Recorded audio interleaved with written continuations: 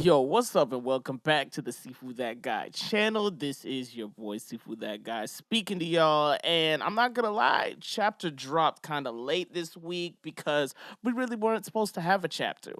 We're supposed to be on break this week due to Shonen Jump magazine actually being on break. However, the scanners got a copy of it, so we gotta talk about it, right? But before we get into it, guys, make sure you drop a like on the video. Make sure you subscribe so we can get back into that algorithm. Hit the notification bell because we're dropping videos on here every week for you guys. And let's get straight into it. Hey, listen!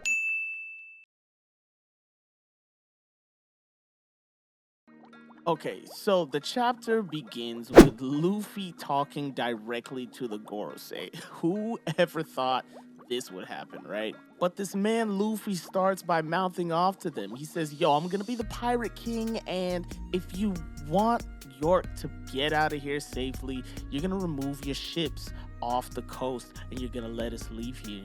Really, like, I don't know who thought this would be a good idea, but we get reactions from everybody and their mom who is tapped into this phone call. We get reactions from Kizaru, we get reactions from the Marines, we get reactions from Big News Morgan's Vivi and Wapple, and everybody's flabbergasted at the way that Luffy is talking to the Gorosei. I don't know why they're surprised, but I'll continue. We get a response from the Gorosei here, and they say, hey, you're Monkey D. Luffy. Hey, let me ask you a question. Who exactly is with you at this moment in time? Before Luffy could answer, which he was about to answer, Robin gets a hold of the Den Mushi, hangs up, and basically tells Luffy off. She's telling him, yo, can't just give out information voluntarily.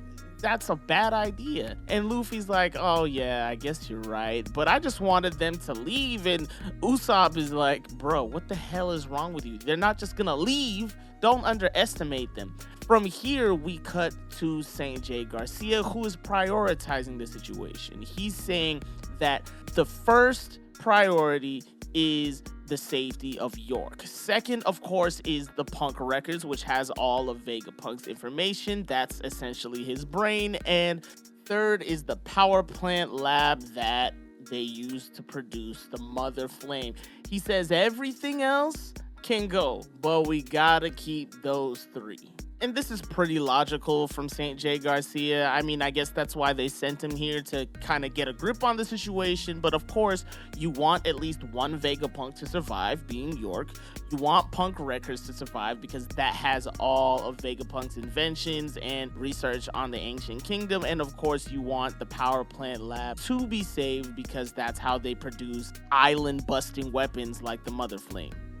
Everything else can just go to the wind. And Doberman actually chimes in here. He's like, hey, sir, just to let you know, Rob Lucci and the other Cypher Pole agents, they're still there. Don't you want to maybe save them? And Jay Garcia kind of backtracks just a little bit. He says, oh, yeah, of course. I'm just considering the worst case scenario. I definitely want to save everybody. And Doberman lets out a sigh of relief. He's like, ooh, yes, sir. And then Jay Garcia doubles down and he's like, make no mistake, humans are insects. Their numbers will reduce and they'll just multiply again. I mean, bro, these Gorosei dudes are they're really scum. From here, we cut to a panel of York crying. She's basically saying, listen, you heard them right. I'm in a deal with the 5 Elder Stars, and if you hurt me, they're gonna do the same thing that they did to Ohara. And before she can even cry anymore, Nami knocks her out. She's not having it at all, and she's just not trying to hear of any of York's sniveling, and I really don't blame her. We get a panel here of the entire group post the call, and of course we have all the Straw Hats. They're okay. Zoro's trying to calm Nami down. And we see that Robin is feeling better after fighting with the Seraphim. She's got a couple of bruises and scrapes, but she'll be okay because Dr. Chopper was on the job. We see Vegapunk over here. He's staring at Kaku, who seems like he's in much worse shape after fighting 2 Seraphim, and he's very ashamed of himself. And to be honest, he should be. But it's also in this panel that we get a confirmation that both Shaka and Pythagoras are dead. Edison managed to survive, although he's pretty banged up. And of course, all this information is brought to us by Lucci, whispering to himself in the corner. I wonder what's going on there. On the very next page, we actually see that he's actually putting out information to the other Cypher Pole agent. So Lucci is definitely playing both sides here. He's trying to make the best out of a bad situation because he came to the island to defeat the Straw Hats, kill the Vegapunks. He didn't do either of those. He lost to the Straw Hats and he didn't kill any of the Vegapunks, although some of the Vegapunks are dead, albeit not because of him. And now he's just trying to make up for that, I guess. On the next page, we also see that the reason that Frankie is unpetrified is because in a flashback, Luffy mistook the S-Snake for the actual Boa Hancock and looked at her in a way that made her, I guess, crush on him. Asked her to undo the petrification, and of course she did it because that's Hancock's personality. And Stella here is like, yo, I didn't program her to act like this. I'm not really sure why, but that's Hancock's doing, bro. It's just Hancock. She's got a thing for Luffy, bro. Directly after that, Nami approaches Vegapunk. She's telling him, listen, the log posts, they're still basically showing the same coordinates as of when we left Wano, which doesn't really help us, but maybe we can still follow those coordinates. She mentions one of them is pointing northeast, and Stella says, of course, that's where Elbaf is. And at this point, Luffy and Usopp, who are the Elbaf stands on the crew, are freaking out because they've been fanboying over Elbaf since Little Garden, so they start singing and dancing. From here, Stella goes on to explain that they're pretty lucky that their ship is on the Labo phase already, so they don't have to go too far, but the unlucky part is that the entire island is surrounded by the Marines, so even if they try to go northeast, they still have to make it past the Marine blockade. But of course, he has a plan, and the Vega Force, which took the Straw Hat ship up to the Labo phase, is still there, so it can fly them potentially past the Marine blockade, northeast toward Elbaf, exactly where they need to go. He does mention that the Vega Force can only fly within range of Egghead Island, which is a little silly. I mean, Vegapunk, I don't know why you would make the Vega Force only be able to fly within the vicinity of Egghead Island, but whatever. That should be far enough to get them past the blockade, and Frankie chimes in here and says, that's fine, we'll just coup de burst as soon as we get past the blockade, and the Marines won't be able to follow us. So this is a pretty well thought out plan, but if you know anything about Straw Hat plans, there's no way this plan is going to be able to work, right? There's absolutely no way this is going to happen. And so said, so done. In the very next couple of panels, we realize their first hurdle will be trying to get out of the Frontier Dome, and York actually password protected it so that they can't actually disable the lasers in the Frontier Dome. But fear not, we have 3 Vegapunks here that are willing to use their hacking skills to the max in order to figure out the password. From here, Vegapunk sends them on the mission. It's 4 of them on their way to the Sunny, and they're trying to use the Vega Force to move it to the other side of the Labo phase. It's Lilith, along with Luffy, Bonnie, and Frankie. And on their way, Lilith actually mentions, yo, I'm pretty excited. I've never left the island before. And Luffy says, yo, I'm really gonna miss the food here. This is where Bonnie chimes in, and this is where it gets a little weird.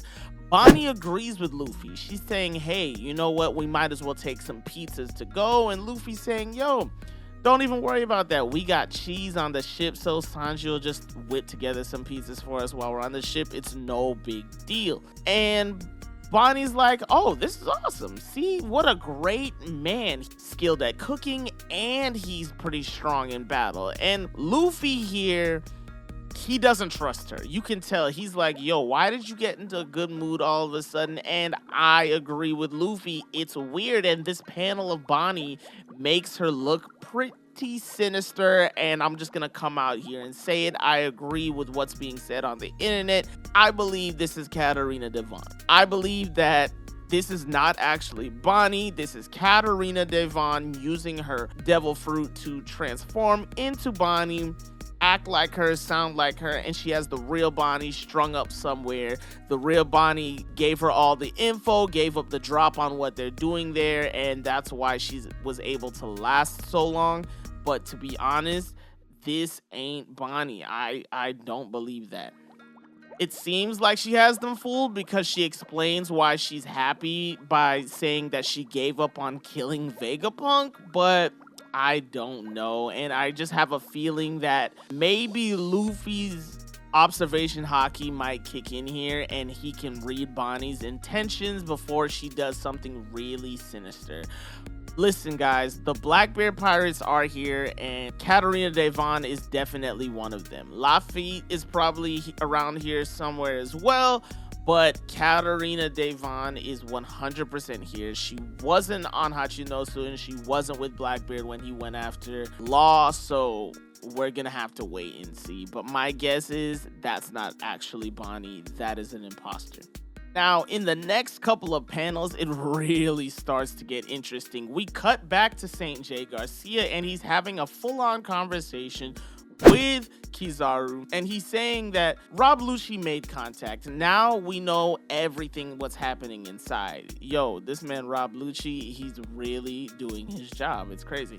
St. J. Garcia is telling Kizaru that even though Straw Hat was talking crazy on the phone, he really doesn't have everything under control within the walls of Egghead Island. And, you know, he's right to a certain extent. Sure, he has York under control, but he definitely doesn't have total control of the Seraphim. York still has that, and they can't just escape as easy as Luffy was making it sound. So I guess, you know, you really didn't pull one over on them like we thought. And he goes on to tell Kizaru that, yeah, sure, the Frontier Dome's lasers are pretty big and bad, but you're a light man, right? You can just go past them.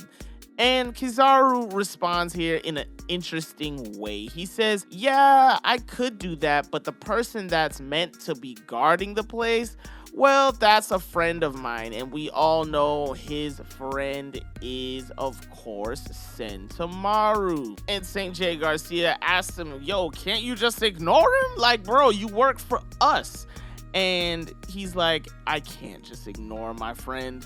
This is really weird from Kizaru because he usually just acts like a stone cold robot when he's working for the Marines, but I guess he does have some sort of ideals and a code that he follows. I guess I never really expected that from Kizaru, but I digress. In the next page, we see the Marines are gearing up and getting to battle stations. And of course, we see the Straw Hats have finally made it to the Sunny.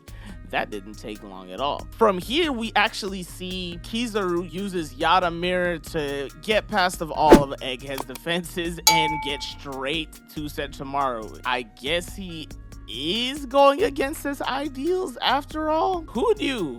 I just really can't pin this guy down. Anyways, Sentomaru surprisingly pipes up here and he says, yo, uncle, I guess we're really gonna go at it. And Kizaru's just telling him, yo, Sentomaru, prepare yourself. And Sentomaru's like, bring it. My defense is the toughest in the world. The chapter ends with the Straw Hats seeing the light of Kizaru and Luffy saying, yo, someone super strong just showed up. And I gotta say, this chapter, it was really super informative. I wasn't expecting something like this for a transition chapter, but man, jam-packed information all around.